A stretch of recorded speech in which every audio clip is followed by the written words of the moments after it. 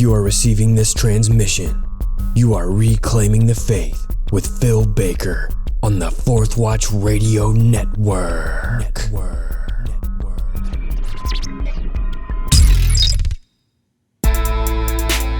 Welcome to episode 37 of Reclaiming the Faith, a podcast with a mission to reveal what the earliest Christians believed about the core issues facing us today. I'm your host, Phil Baker. Now let's dig into history.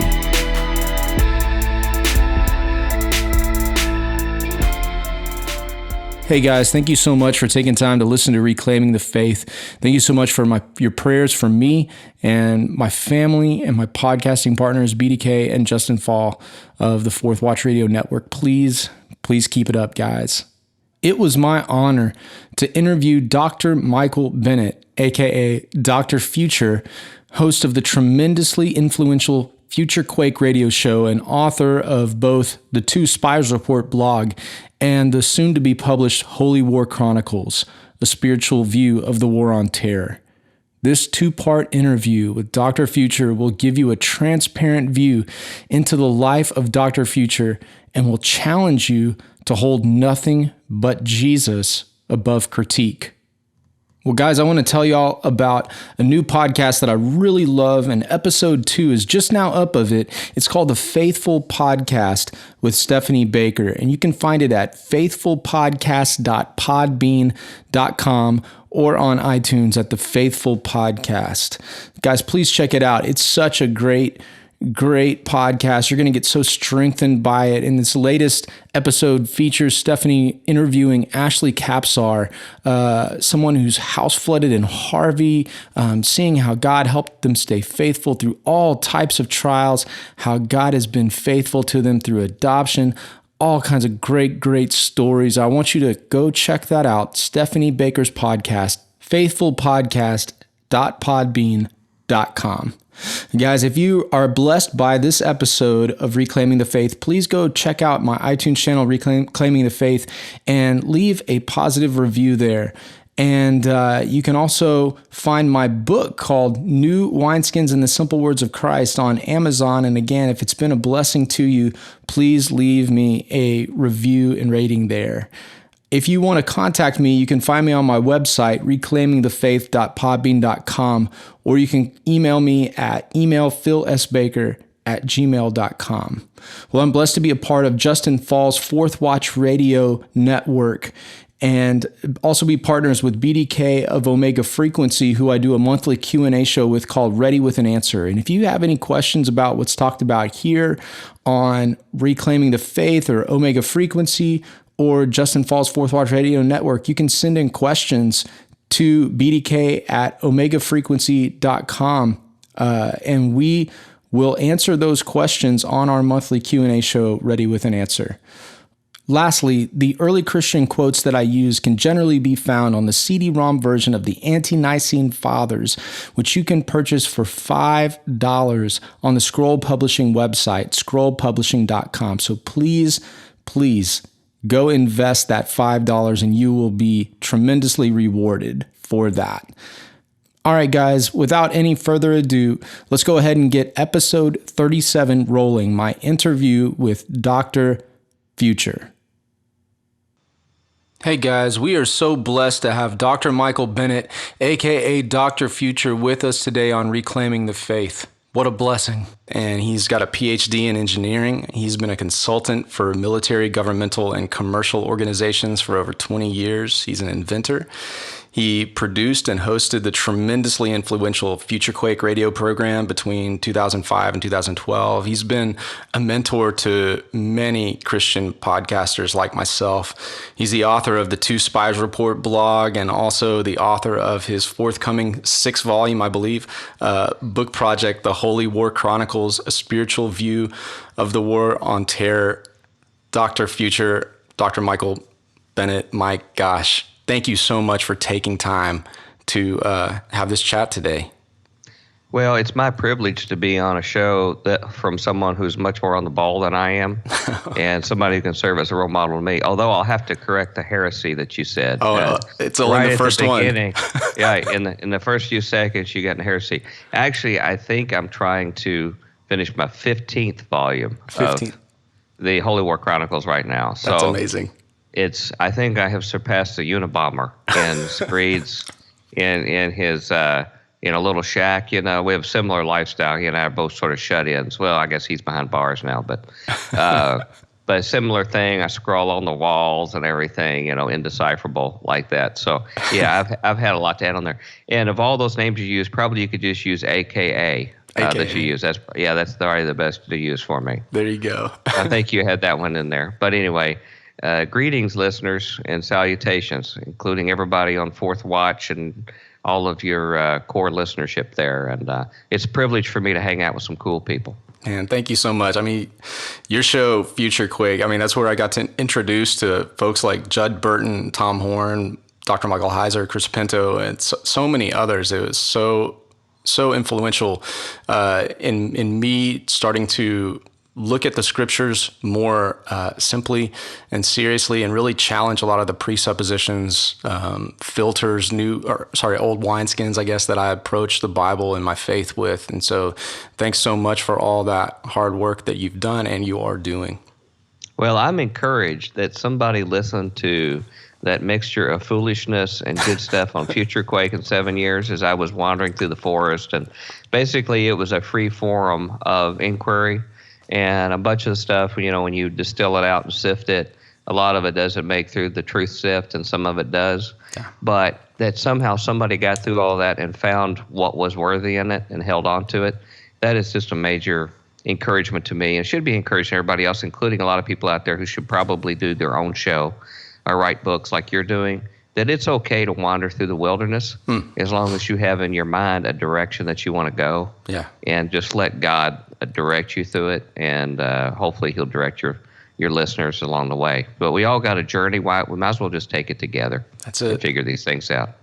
Yeah, man. Well, I'd like to begin by letting you share some of your background, like your testimony a bit, and how and why you got into radio. Because I know a lot of the people in the Fourth Watch know who you are, but some of my listeners from my neck of the woods may not. So if you wouldn't mind. Okay. Yeah. Well, it's a privilege to be with any. I'm disturbed anybody who might associate themselves with you about what that'll do to my reputation. So I don't know, but I'll just assume that maybe God had some reason for us all to be together today. I come from about as classic and evangelical background, American evangelical, as anyone could imagine. I grew up in Louisville, Kentucky, in a blue-collar family. Okay, I was born in 1964, so my formative years were mostly the 70s and early 80s. And my dad was a machinist for International Harvester, and it was a place where really nobody went to college until my sister and myself first did something like that, and it was sort of a new thing. So it's not a family like Ivy League kind of people, if you get the picture, but a very loving and a very secure family. My dad was home every night. The most important thing was that it wasn't even a question about them having us in the Lord's house every week. And, that became the center of our life, aside from our nuclear family. Was 5 miles down on the outskirts of Louisville was a little church, Meta Hill Baptist Church I grew up in. And small church, probably ran about 150. If we had the big Easter Sunday, we might get to put chairs out on the end of the pew, get closer to 200. But that was pushing it. But I look back on it as a golden age. It wasn't. We didn't get into the hyper details of what you or I, some of your listeners might get into now, and sure didn't have like a blue letter Bible or other references or things we have to really dig into things. But our church, we had a full-time pastor who was just, I remember when the pastor came in 1969 and was there for about 15 years, and we would vacation with him and his wife, and my family would go out to the lake and stuff. And I can remember the pastor teaching me to trust him to jump off the boat dock. And, he'd be out there in the water, and it was pretty scary for a little guy like me just jumping out into a lake, Yeah. turning Getting you around ready and for swim. baptism. Well, yeah, not only that, but yeah, even in a deeper sense he was, because as I learned to trust him when he told me it's going to be okay, it's going to be all right to do this, it also made me ready when he started having that conversation with me about committing my life to Jesus. And because he had that credibility that I knew he was going to catch me and that he wouldn't mislead me to something bad, and I put my neck on the line when I jumped in that deep water that we never found bottom to. I learned to trust him when he told me it was time for me to take tangible action as a young person on the actions that, what I heard about faithfully in my church. And I have to say, with just a few exceptions, my life has been in church where, by and large, the gospel was preached faithfully, and people really don't have any excuse for having turned away from it. It was really a question of whether they listened. Yeah. Did they always emphasize all the things that I wish were emphasized? No, but there certainly wasn't really heresy in all but a few cases. But it really was, an idyllic environment. I had good Christian friends. I had my buddies. We had a blast together, did a lot of creative stuff. Before I left college, I made my first feature-length movie, Nightmare on Neptune, with my buddies at church and the guys that I co-opted with at General Electric as a intern engineer. But we had a great time, but, I was not a party environment. Nobody around my family drank. I'm not saying anything's wrong with that. That's more Christians certainly do, better the Christians do than me. But I'm just saying it was that kind of cloistered environment that seemed sort of hard to relate to.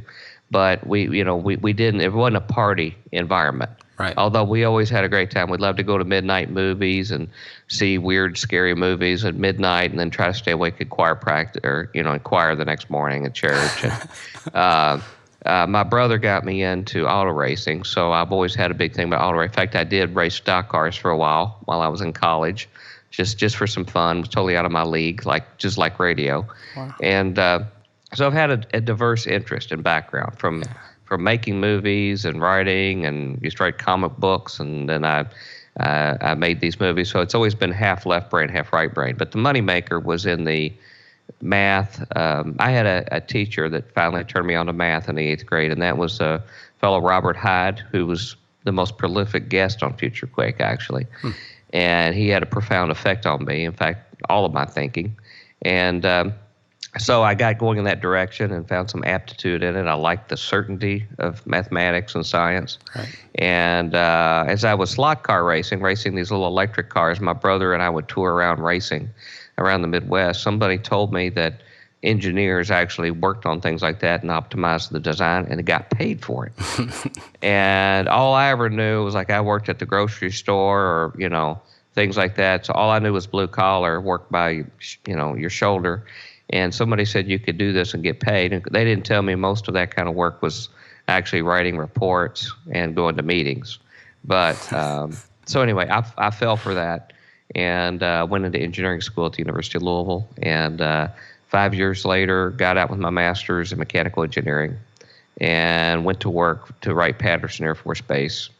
And I was sort of the guru of fire and explosion protection technology, real far out technology to stop explosions on airplanes and in fires. And then I started doing things on race cars. I designed a system for funny car dragsters to keep them from blowing up when the engines explode, and testing them. I worked in a wind tunnel where I would shoot up airplanes like F-22s and F-15s and blow them up, and design mannequins to measure when pilots got hit, and just a lot of weird stuff like that. Really exotic fire protection, explosion protection stuff. And then I started, after some people asked me to do some consulting work like John Deere, and then General Motors asked me to work on a program to develop fire extinguishing systems for passenger cars. The Air Force, since there was limited opportunities in the government for expansion of what I was doing, and they wanted me to stay there, they allowed me and approved me to moonlight. And so I moonlighted after hours doing this kind of work, and also it sort of provided me a backup because I was in the Reagan downstream when downsizing was occurring. So my job was always threatened the entire time I was there for 16 years at Wright-Patterson. And So I kept a foot in the commercial world. I developed my own technologies, one to put out fuel tanks, something called a fire panel, and got that in on police cars to stop them from exploding when I got rear-ended on the side of the road. And that's awesome. Got to test it in rocket sled test, and then I have a special dry chemical called Black Widow I developed to put out fires, and I use that on the Humvees and vehicles in Iraq. Wow. And then I got it in NASCAR too. Got NASCAR tested. Got to see one fire off on TV there. And then I have a system now that uses rocket motors that are bigger versions of what are in your car airbag inflators to put out fires. And it works like a charm. It works to put out aircraft engine fires or inside the cargo bay or computer rooms, even inside of tanks when like these round shaped charge rounds goes in and blows up inside the tanks. It protects the people, safe for the environment. So I even got my tree hugger credentials when I was there. I got a stratospheric ozone protection award from the EPA while I was there, and got to go on Scientific American on PBS and CNN and stuff like that, where they were interested in some of the stuff I was doing because it was it affected global warming and ozone depletion. With the chemicals. So I got to work a lot with Russian scientists. I got to go to a secret city over there. Oh, yeah, I got secret pictures out. And the first time I went there as a young person, they put a bag over my head and drove me in a truck. I was speaking at a conference right after the wall came down. Wow. And they took me into a secret city that was known as Star City. And I got to see where Yuri Gagarin, the first man in space, I got to actually see his uniform and this underground museum they had. So just a lot of weird experiences, Australia and Sweden and stuff like that. I was actually in Rome doing work when the Oklahoma City bombing happened, which was sort of weird to be an American out there. Everybody was real paranoid about stuff like that. So there's a lot more I could tell you, but that's a little sampling of, but that's the stuff that paid the bills. Yeah, man, you're going to have to put another volume in your chronicles with a biography being that. I mean, and I'm sure people would be on the edge of their seats just like they are your listeners right now. They probably switched channels already. They're probably listening to Home Shopping Network right now, but I hope I didn't. But yeah, there's you'll say something sometime and that'll remind me of some weird incident I had and all that kind of work, because it was an adventuresome time, particularly even after I left the Air Force in 2003. I got my PhD from the University of Dayton. I went back after 10 years and did that on the side while I was working. And I got that, and then my Mrs. Future, as I call my wife, she was ready to move south. Her parents were in ill health in Alabama at the time. And I had met her at church, actually in Ohio, at a Baptist church and there. And so we moved to exactly between our sets of family here in north side of Nashville, and got involved in the church here. And I had sold my patents to 2 companies and helped incubate them and get them into the industry. And I did some more consulting for General Dynamics and places. But quickly weaned myself off of that. And I can talk about my radio thing if you're interested in that. And yeah. How'd you get into that? Well, when I was a little kid, now you got to understand, I come from this pre-Cambrian, prehistory age before the internet, which is maybe hard for a lot of your listeners to understand when dinosaurs ruled the earth before that. But it really was a different world, because in that world right now, you can pick up and run on your favorite search engine and you hear about a song you like and you are Wikipedia and you can learn everything about it. You can learn exactly where to go find it. Where everything's for sale and available. And before that age was really a dark age. And I don't mean dark all bad. It's just an age of mystery, sort of like Conan, the barbarian world. This was like up until about the late 90s was a Conan age. Right. And we all wandered through the forest in ignorance. And what happened is mostly what you knew about was what came and contacted you directly. So you knew a lot about your neighborhood. You knew a lot about your friends. If you're one of those weirdos like me that looked at a newspaper. What's a newspaper? I know. Well, I know. It's the thing you sit on the toilet and read. I got you. You have to have some periodical for that. Right. And so, but, or while you're getting your oil change, you read. But they had very little information in there. So mostly there was a lot of mystery about the world. Yeah. if you found, like back then, that was the age of vinyl LPs. All you knew about a group or a band that you had was what was in the liner notes on the back. That's it, man. And that was a little bit of what your universe was. And when I wanted to go find what else they did, you went to the Holiday Inn when they had the record collector conventions, and you went through milk crates trying to find a miracle where you would find another album by this band or something you'd only heard rumors of. But you really were, it was a very cloistered environment. Yeah. And so it was a very different environment of contact. I mean, you had basically 3 or 4 channels on TV. So everybody watched the same thing, the ABC movie of the week, and then the next day at school you talked about, particularly if it was one like Pray for the Wildcats where you had Andy Griffith fighting William Shatner on a hillside on motorcycles, That's what pockmarked your growing up age. Yeah. Well, but so in that, the little bit of mass media you had was your only window to the world. And I was always been a night owl, and so I would get up even as just a little kid and watch The Tonight Show with Johnny Carson because it was hip for its time, and I learned a lot about things and authors and writers and stuff that still sprinkles into my discussions, when I do shows and things like that. But it was a world outside my little small neighborhood. And we didn't have literary circles, I'll put it that way, when I was growing up. Right. And so one of the things that they had, there was a top 40 radio, played top 40 hits called Wacky Radio, still in Louisville, very famous. And at 2 a.m., they had something called the Wacky Talk Show. And I would just sneak a radio in my bed and pull the covers up so Mom and Dad didn't hear. And I would listen with this little earphone thing, those little white ones, single ones you put in with a transistor, and listen at 2 a.m. They had call-ins, and they had the strangest people that I would never meet in my little environment of people like me that would call in at 2 a.m. and talk about strange topics, and it was very tongue-in-cheek, and I was captivated. So I didn't get much sleep during the week at school because I was listening to the Wacky Talk Show. Yeah. When I was in college, I found and I was a commuter, so I wasn't like one of these hip kids that lived on dorm or whatever. I was just commuter. And I heard a black gospel radio station in Louisville. And there was this man on there, older man. He was called The Man in Drive, come to you live from I-65, teaching you how to survive and how to stay alive.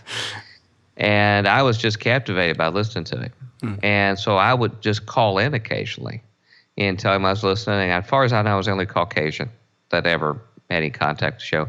So he invited me to come sit in on the show. And so I drove up there, and I think he was surprised I showed up. And he allowed me to read the ads for the funeral homes that were sponsoring or prayer requests. And I just had a blast. And he'd always tell people good advice, like stay out of the back of those police cruisers and say nope to dope, and Yeah. But he and I really clicked, and I really enjoyed the experience. But it didn't last very long for reasons I don't know why. Maybe I got busy with trying to get my master's done or something. But it was just a very brief period, and so that was my only touch with radio. And then when I moved into Nashville, and was just really focused on trying to had just built a home, just getting that all sorted out, still traveling a ton on both coasts, blowing up airplanes and stuff like that for my work. I saw an ad in the Tennessean newspaper, and the newspaper, we only got it for like a month before my wife said, "You're too busy to read the newspaper, don't subscribe." So for like 1 month, I got the newspaper, and I happened to be looking. Probably sitting on the toilet, and looked on the back page, and there was this little like half-inch ad they were starting a community radio station, and were looking for submissions for people who ever want to be on a radio.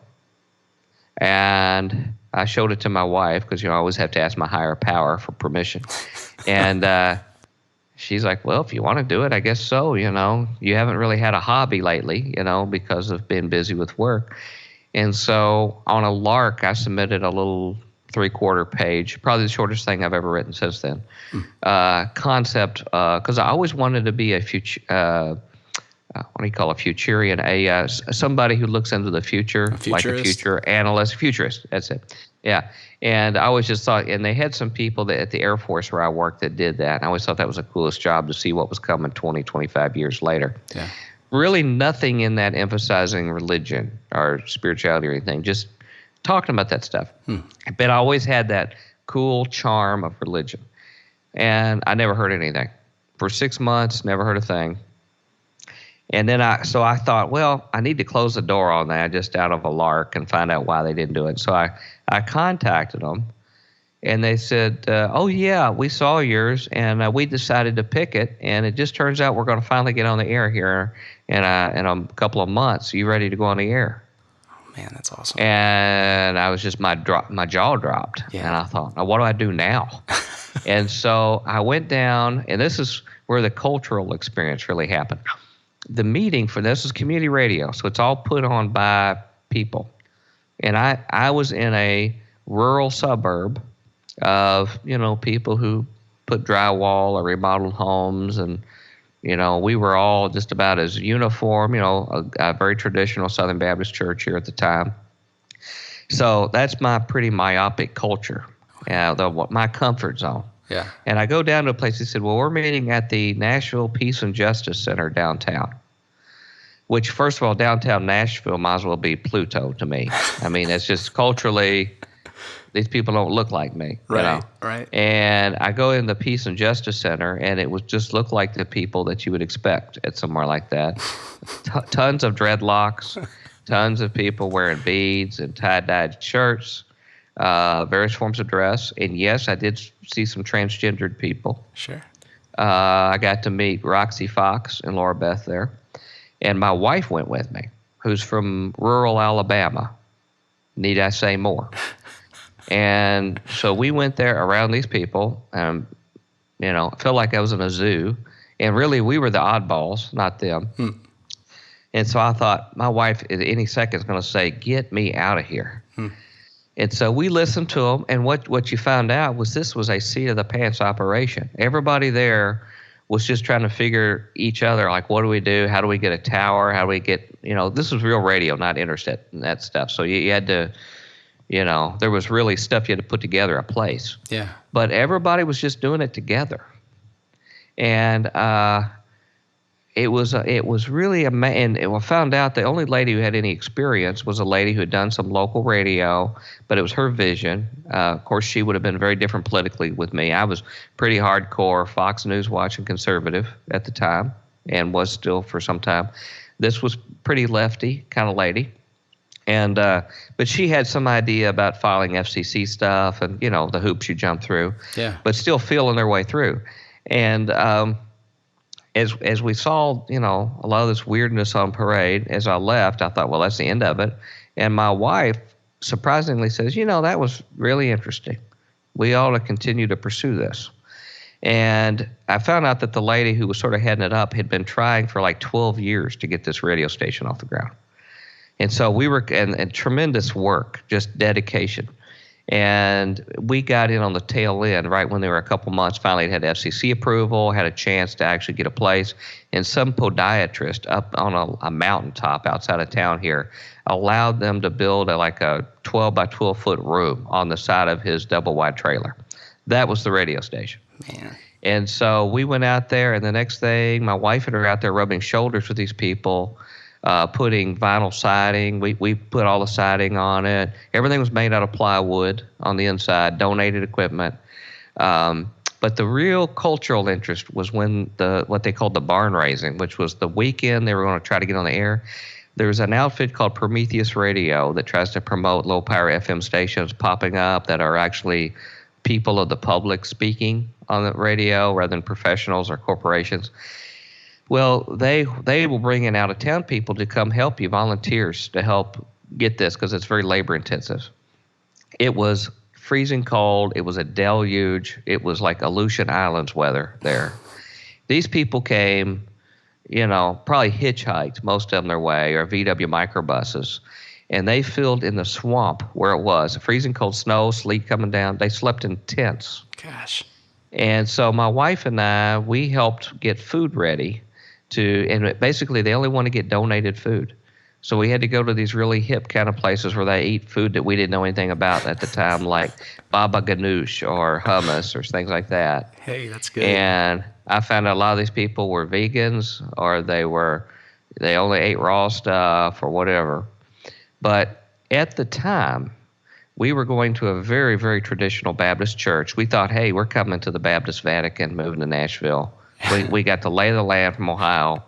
Went to like a very good size, like 800-member church, wonderful facilities, long legacy. And we found a group of people, taught very good things, wonderful choir. We liked singing hymns, and choir music was great. And these people just couldn't get along with each other. And they'd been together for like 5 generations, and they threatened the staff. They would send anonymous letters threatening the staff. The deacons would have midnight staff meetings. Deacons were holding keg parties for the youth. But on the outside, they had a veneer of this beautiful evangelical culture, this all shucks kind of thing that we would have loved until you sort of pull over the stump and see the termites. But the big thing was the absolute dissension and ugliness. So now we're involved with these godless, liberal leftist tree huggers. Okay. Yeah. And they don't know us. They're absolute strangers, and they're coming out there, sleeping in tents in the sleet. And the 4 or 5 days we were under those extreme conditions, and they were there for nothing. They got nothing for it. I never heard one complaint. I never heard one bad word from anybody or the other, or frustration. The antithesis of what I heard in my church. And the penultimate thing was the point when we got ready to raise the 75-foot tower. And nobody had money, so there was no money to be able to get a crane to lift a tower to put it up. And so it was all manpower. So we probably had 100, 150 people on 8 different guy wires, and some guy who had some experience that would tell us when to pull, when to give slack, to elevate this tower that someone had crawled up in a tall tree to tie up at the top. I mean, they were risking their neck up there in a tree to help guide it up. Right. And so I was on a line with somebody from Ecuador, somebody from Chicago, and all these other places, and we all didn't know each other. But I sort of had one of those epiphany moments, because as we're pulling on this wire, and he's directing us to pull, and then sometimes you have to give slack to let the other people pull. And meanwhile, as he sees what's going on, that tower is slowly coming up, which none of us individually could have even dreamed of doing. And I thought, wait a minute, isn't this how the kingdom of heaven is supposed to work? Isn't a healthy church supposed to work this way? Yeah. Because we were going to a church that looked idyllic on the outside and was just totally dysfunctional. Meanwhile, you had a bunch of these people who had nothing else in common other than caring about their fellow man, and they had some kind of dream vision. And they were there under horrible conditions, and the whole action of pulling and giving slack to others while someone's directing the whole operation, that became the model of what I wanted to see the kingdom of heaven be. And yes, they got the tower up, and by the end of that day, that woman's dream of over 12 years, possibly 20, came true when they flipped the switch and they were on the air. Yeah. And within 48 hours later, I had my baptism by fire, and it was the first FutureQuake show, April 5th, 2005. Yeah. And I was involved with the strangest people at the station and the guests, and I was exposed way out of my comfort zone, and I found out that I can learn virtues from the strangest of people, and I can take it and run it through my Jesus filter and my gospel filter and get something useful out of it. Sure. And in turn, if I'm not too judgmental and prissy, I can actually maybe sometimes even do something for them. Right. And so, yeah, that was a transformational experience. But you know what happened was that FutureQuake got to be one of the most famous shows on the radio station. We were on every Tuesday night for 2 hours, actually. Yeah. But we had some spiritual topics, and the Dr. Michael Heisers and other people like that. I had some other stuff that probably in hindsight, like I had the Minutemen that did the border patrols on, and that rubbed some people the wrong way there. And now I understand why it did, but I didn't know then. And a few that I had Joe Arpaio on FutureQuake. Yeah. And, I would probably have some different things to say to him now than I would have then. But I was green. I was like 42, 43 years old, and I was still drinking milk. been in church my whole life and really drinking milk. Yeah. And but as it got a little bit more religious and spiritual, it sort of rubbed the program director the wrong way, and I could see the handwriting on the wall, and I thought that was the end of FutureQuake after 3 years. And it had its course. It was exciting. One of the first guests I had was the guy that wrote Future Shock, Alvin Toffler, who's an international figure, and I was shocked he came on my show the first few weeks. So I just had these wonderful experiences. Andrew DiPolitano came on the show, Nice. But as we parted company, I thought that was the end. It was sort of like how I first got on the radio. On a lark, I sent out some requests to some places locally, see if they'd be interested in having a show. I had no money. I had no way to pay airtime. I had no sponsors. So that basically meant like a nil chance of being on the radio. And I even checked out some of the networks that do mostly conservative Christian radio, and you can imagine how they treated me. And I was, trying to promote the stuff they were promoting, and like Salem Communications and some of these other ones, and just got door slams. And so I flew some trial balloons to some stations, didn't hear a thing. And one of them was a community station. It was an AM station, but they reached multiple states around, the Mid-South. But it was owned by Trevecca University, which is a Nazarene university. But it was not really a university station run by university. It was really run for community radio. But it ran all syndicated stuff. It was all Dr. Dobson, Janet Parshall, this kind of stuff. And so they didn't have a studio because it was all syndicated programming, the big guys. Yeah. And so I called them again just to get my Dear John official, and I hadn't heard from them for 2 months, and asked them, if they'd officially decided not to do it. And they said, well, actually, we sort of liked it. We listened to your show and liked it, and would you like to be on at 10 a.m. or 4 p.m.? Wow. And I said, well, I don't have any money. I can't pay for it. They said, that's okay. We won't charge you. And so I got a 4 o'clock drive time. Nice. Half hour every day. Only thing I had to do is I had to produce the show in my basically my bedroom, interview people on Skype, and then edit it myself and upload it to their server. And the next thing you hear it on the radio. Had listeners all through, mid Kentucky, Alabama, all over Tennessee, and it was all just done in a bedroom. But Andrew DiPolitano, Jesse Ventura, who else? WorldNet Daily guy, had him on. Joseph Farah, of course. Alex Jones was on for an episode, and the usual lineup of the suspects that your listeners would know about. Sure. On the show, but it was amazing when if people wrote a book. And their publicist didn't know who you are. If you had a AM or FM on the end of your name, they would give you a try. Yeah. And before they knew that you were, totally implausible or charlatan.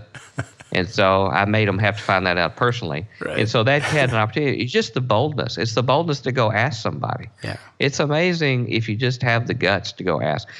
Jesus said it. He says, you have not because you ask not. And so I started learning that experience. And it was very busy because I was a one-man show and I have no production knowledge at all. And so they aren't real pretty. But sure got to talk about a lot of interesting things and met a lot of people. And a lot of these people that listen locally started coming to my church. Not the church that I was just telling you about. I'm giving you much more detail than you probably wanted. But no, it's great, man. You're getting inside my head here. Anyway, we tried for forever. Mrs. Future and I tried to work and be agents of reconciliation between the staff and the church where we were. Other people who were fairly new there, who weren't part of the 5 generations that normally went there, also tried to do that role. And we found a people who were totally unwilling to love their neighbor. And no matter what the examples, we had all sorts of prayer meetings and things like that. We'd have face-to-face things where we would try to facilitate discussion.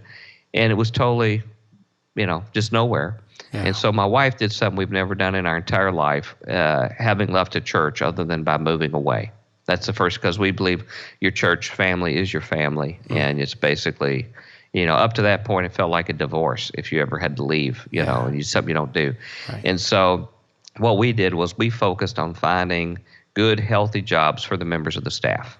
Oh, that's great. We got the youth minister. We found out he was more athletic kind of guy that would fit great as a chaplain, military chaplain. So we got him involved in the Air Force, and he went through it and is still a chaplain today. We found other churches for the staff people, got them on their way. And our last time there was to help vote in a severance package for them, and then we shook the dust off our feet. And we went to First Baptist Nashville, which, as you know, would be a flagship of the Southern Baptist Convention. We like piano and organ music. You couldn't beat it there. Wonderful choir, wonderful music, a classic Sunday school. The guy who taught our class actually reviewed all the books for Lifeway, because Lifeway headquarters, most of the Lifeway management went to that church and taught. He reviewed them all for heresy to make sure that they weren't politically incorrect or theologically. So, I mean, what better to have for a Sunday school teacher? Yeah. I met the guy there who became my first co-host on FutureQuake, Emmett, who I still go to church with today in my other church. Well, anyway, we started working in the thing to help people get clothes, homeless people, so they could get a job. Clothes closet. Yeah. And it was a wonderful ministry. An old couple ran it at the church. Now, this is a massive church, okay? Yeah. This church actually spent $1 million at that time to renovate a doorway.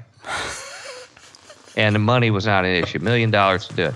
Well, this clothes closet was about 5 feet inside the church door. Now, they're in the middle of downtown Nashville, so there's plenty of homeless people. I mean, an inner city church, that's really their calling. It should be, to help. And so all this did was we would escort one homeless person at a time, a few feet inside the door. We had clothes there, and most of those clothes were bought by this older couple at Goodwill.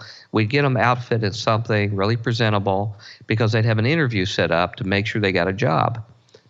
And that usually was successful. They'd get a job, get on their feet, success. One person at a time going. Well, the corporate board there at the church decided that they wanted to cater to the yuppies that were moving in the condos downtown. Yeah. And they really wanted to go for them. Of course, you know, they got money. And they thought that it would really be a turnoff for those yuppies to see a homeless person walk into the church. Yeah. And so they wanted to put a stop to that ministry. Well, that whole ministry, in 5 years, they had contributed the church a total of $500 to that over 5 years, with, you know, having spent $1 million on the doorway. Yeah.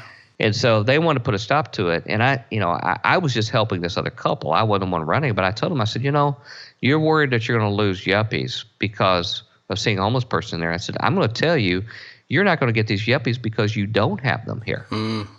These yuppies are actually more substance than what a lot of your people are at this church. Mm. And they want to see people really helping the downtrodden like Jesus taught about, and actually doing something real rather than just playing church and listening to pretty music. Yeah. They want to see this. And when they don't see it, they're going to turn right back around and go back to Habitat for Humanity or any of these other kind of secular service groups because they're not seeing that kind of real stuff at your church. Yeah. So sadly, the second time ever, and this was a year after we left the other church, my wife and I said, look, they also started teaching special services about people who were different Christians. Like they had on Sunday nights, and they had one on snake handlers. And they said, you know, these people are different up in Appalachia and stuff. Yeah. These people are different than us, but they profess Jesus, and we need to be patient with people, you know, or maybe Jehovah's Witness or things like that. Be patient with all these people, you know, recognize God works in mysterious ways. Well, the next week they had something on the end times and premillennialism and dispensationalism. And this very sweet, kind pastor starts calling and saying these people are nuts, that all it was some fever rantings of some woman that invented all this stuff about a literal return of Christ. And that these people were crazy. And all of these people there at Lifeway, these managers, I could hear them in the hallway during the break saying, well, you know, I don't know anything about the second coming or anything, but if the pastor says this is crazy, then that must be what it is. Right. They totally had no meat or any understanding out of Scripture. This is at a flagship Southern Baptist church with senior leadership. And as we're sitting there and they're making all these claims about Jesus never really said anything about his return or anything literal or whatever, before I knew it in this big mega church, I say out loud, that's not true. Right in front of my wife. Yeah. And so raise some eyebrows. I was all worked up about it. And because you start really questioning the second coming of the Lord. I mean, you can get fixated on a topic, and believe me, I've had to go through that too. Yeah. But you don't do that. What else do you question in Scripture? And so my wife says, go talk to your Sunday school teacher. You know, he's the head of doctrine for Lifeway. See what he says. So I contact him, and he says, yeah, you're right. That's not what we've been traditionally taught. But he didn't want to do anything about it. I said, well, I don't. He says, won't you just go talk to the pastor? Go send him a message. So in true Dr. Future fashion, my little brief message was about a 14-page document where I said, here are the scriptural reasons why I believe, yes, Jesus thought he was really come back, and it is a traditional doctrine of the church, going back to the early days. Well, his response was, you didn't write this. You plagiarized this because you're a layperson. A layperson couldn't have come up with anything like this. Of course. And when I pressed him further about what he believed, he says, well, I guess I can't dispute what you say, but that's not what I was taught in seminary. Yeah. And I got nowhere. And you know, Southern Baptist Seminary gave us our part-time music and youth ministers at my church growing up, my little small church. Yeah. And a lot of them were real good. A lot of them were great people. They're leaders today. Yeah. But a few of them, like one of them I remember, got after me in youth group because I believed that there was a hell. And he said, well, you just want people to go to hell because you believe in a hell. Now, it turns out I'm much more nuanced in how I understand how all that works out today. But the fact that I had a concept of what Jesus talked about was heresy. So, you know, I've been down that road. Yeah. I also witnessed when they did the purge, the purge in the Southern Baptist in the 70s and 80s, you know. Okay. And, you know, at that time I was like, oh, go get them. Get rid of these heretics, you know, at least to some extent. But I started seeing real people that I really liked and respected that were victimized by that. Yeah. And I realized, well, there's more to this than my simplistic view. And I grew up at a time when,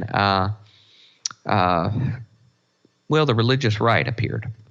Okay, growing up in the 70s, the 70s was a very, very permissive era.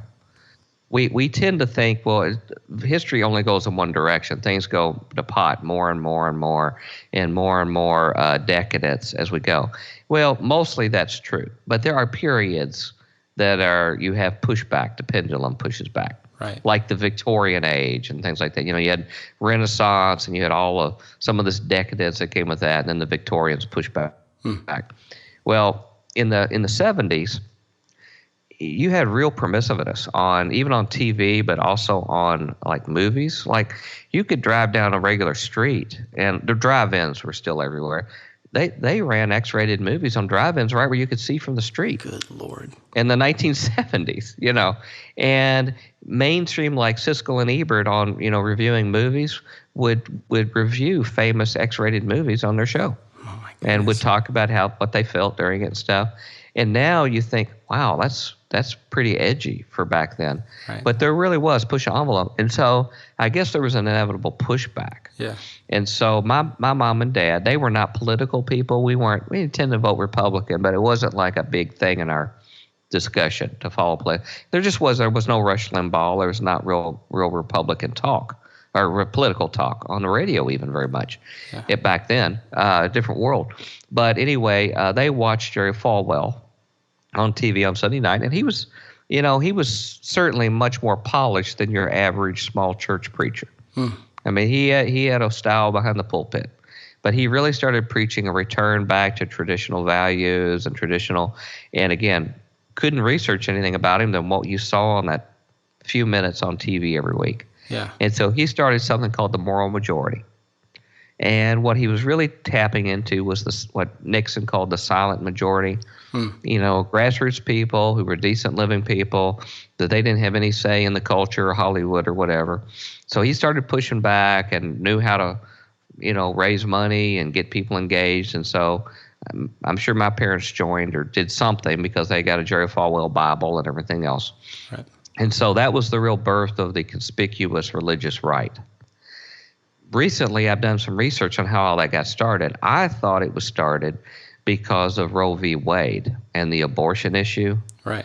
And that was and I'm a pro-life person. Of course. You know, that's probably one of the more conservative things about me other than Scripture is I actually believe should be a liberal issue too. I mean, who's more vulnerable than the preborn? I believe all vulnerable people, including people my fellow Christians don't like, should be protected. But the unborn would be one of them. And I thought that was the catalyst for the religious right to get found, and then things took off in a culture war. Well, I found out not all that long ago that Richard Viguerie, I don't know how you pronounce his name right, but he was one of the guys who was the centerpiece founding a religious roundtable, and he got Pat Robertson and Falwell and these other guys together, reading his own writings, that it was not that.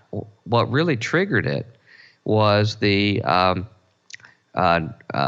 there was a amendment that Carter had approved that religious schools, Christian schools, religious schools that discriminated by race were not allowed to get government money. That you couldn't get government money if you discriminated. And Bob Jones was the most conspicuous, because Bob Jones University, definitely black people were not allowed to go to that school. Yeah. And this was like late 70s, okay? They were just not allowed. Yeah. But they weren't alone. And so when this got into force and they were told, look, you're either going to have to let black people come to your school, or you're going to Christian school, or you're going to have to withdraw government money. And they went and met on it, and they decided it would be better to get rid of all government money than to let a black person set foot on our campus. Well, they were supported by Jerry Falwell, who his school was set up to be whites only. His original school, Liberty, was for white students to go to. Right. And other ones. And that was the start. They were afraid that they were going to clamp down and integrate the Christian universities around the country. And that's what started what we know as a religious right. The other thing I was shocked to find out was that, because I was really young when this happened, when Roe v. Wade happened, you would have pictured Christians filling the streets condemning this. Well, it turned out the only Christians really who were against it back then were the Catholics, by and large.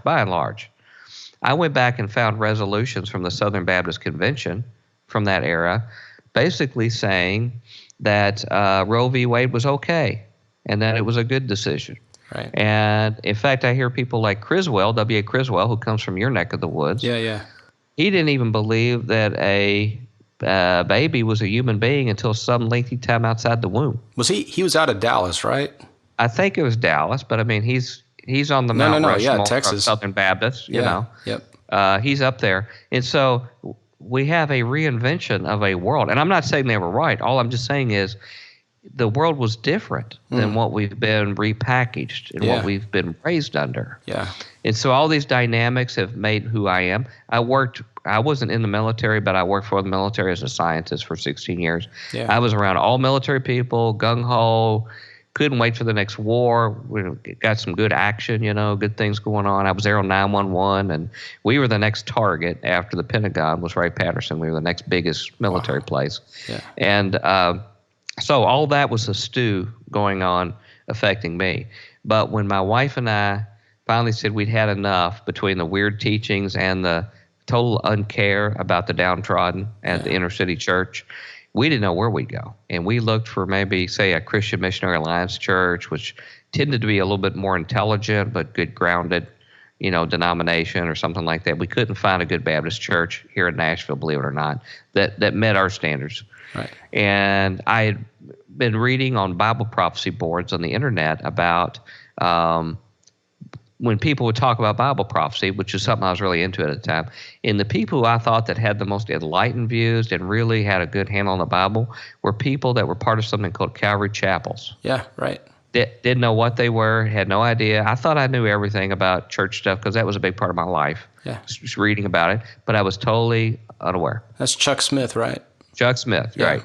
And Chuck Missler, a lot of people know him. Mm-hmm. And so, they were really into Bible prophecy, and they seemed to be pretty grounded. And so, turned out, just right down the road from our house was a rare as a hen's tooth in the Bible Belt, Calvary Chapel.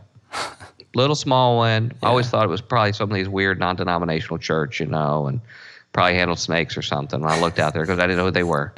Yeah. And so I saw this, and I told my wife, I said, we don't know what else to do. Let me go down there and check them out. And I had a chip on my shoulder a mile wide because I was going to really sift them through doctrinally. And this was right in the middle of my FutureQuake days. Yeah.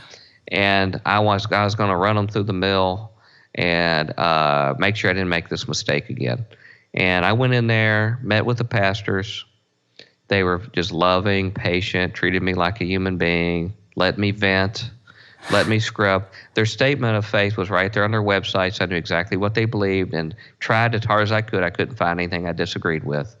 And listened to the sermons. I actually found out they were teaching and not yelling.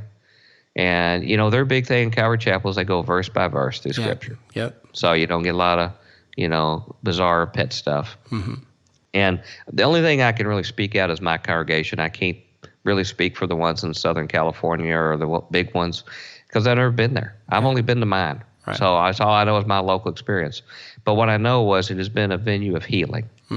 And when I went in the sanctuary, it was the first time I've actually had a spiritual experience where I felt a warmth and I felt like I belonged, even though they didn't have church pews, which was anathema to me. There was no church pew. There was no choir loft. Yeah, no organ, there was a drum set up front, which I knew was of the devil. But it was there anyway. You might as well just painted horns up there in a pentagram. Right. And if you read any Chick tracts, you would know that. But anyway, I went there and I said, I asked my wife, I said, let's just give it a try. I like to really hear what he has to say. We went there on Easter Sunday. The music was just like really, really loud. It was really extreme. We found out later that it was like they really amp it up for Easter. Yeah. Which I guess if there's ever a time to celebrate, that's the time. Sure. But my wife was a little catatonic over it. And so I thought that was the end of it. And we went and prayed about it that week. And she decided that even though we had a little culture shock musically, heck, the whole FutureQuake Radio Free Nashville experience was shaking our world anyway. Yeah. I mean, we were going through major upheaval. So we said, let's just give this a try. Teaching is more important than cultural differences in music. Yeah. And that was 12 and a half years ago. Wow.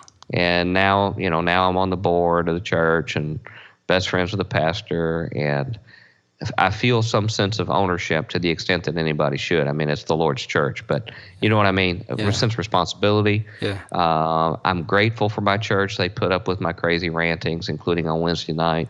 They've been foolhardy enough to let me fill in when everybody's gone on mission trips to teach. And so, they have low standards because they've allowed a crazy guy like me to do it. But it really is it's my family because we're from somewhere else. About 2 weeks after we started going, nobody really knew us. And my wife's dad had a severe medical problem in the hospital. And her mom was not very well. And so my wife went to go stay with her in Alabama. And a huge van shows up, and all the people from this church, from another state, come in from this church to just sit with my wife and her mom. Yeah. And I tell you won't see that in many churches anymore, including mega churches, where they'll drive out of state to go with somebody we were just visitors.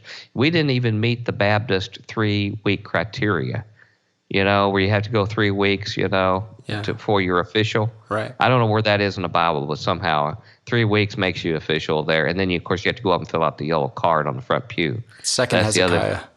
It's Second Hezekiah, whatever the Baptist Faith and Message or something. But anyway, so we weren't even by that criteria. We were just strangers. And they showed up, and since then they have driven multiple times out of state. When one of our family members had a funeral, or in Kentucky when my father died last year. Mm-hmm. This is the kind of stuff that you see as body work, and I mean, Christian body. Yeah. And I've told them that these people are so close that they're about a half step from being a cult, because they hang out together all the time, they do things together all the time, and so I just want the listenership, since I criticize on my blog and show the quote the church and the evangelical church all the time. I believe in the local church. Yeah. I believe every person as a Christian should look until they can find a place they can at least tolerate.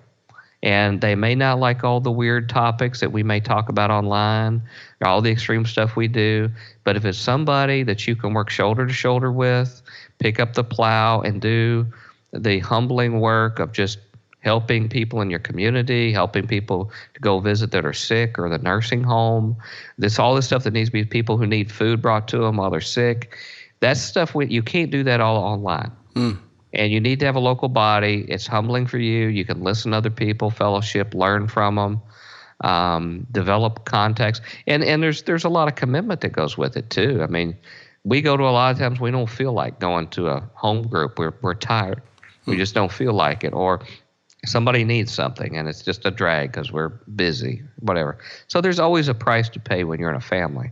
But I just want people to know I believe in the local church. Just like I believe in Jesus and the gospel and the resurrection. And no matter what they hear me criticize or whatever, that's the one thing that I want them to know, is that I stand in the testimony of Jesus Christ and our risen Lord and in the gospel, and we'll debate everything else. But right now, it's just Jesus in my bucket and nothing else. Yeah. And everything else has to be critiqued against that.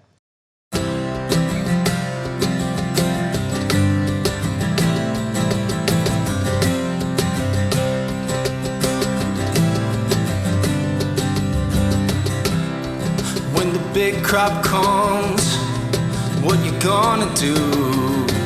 You can build bigger barns like your heart tells you to. You'll amaze the neighbors, make them go ooh and ah. You're in the big time now, building bigger barns, yeah. But there's gonna come a day you can gain it all. You can just pretend I'll never leave you, but it's gonna disappear. You can gain it all. You can just pretend I'll never leave you, but it's gonna disappear. What makes you anxious? Is it true or false? Will you end regretful of your bigger bond? Yeah, you can gain it all. You can just pretend I'll never leave you, but it's gonna disappear. You can gain it all. You can just pretend I'll never leave you, but it's gonna disappear.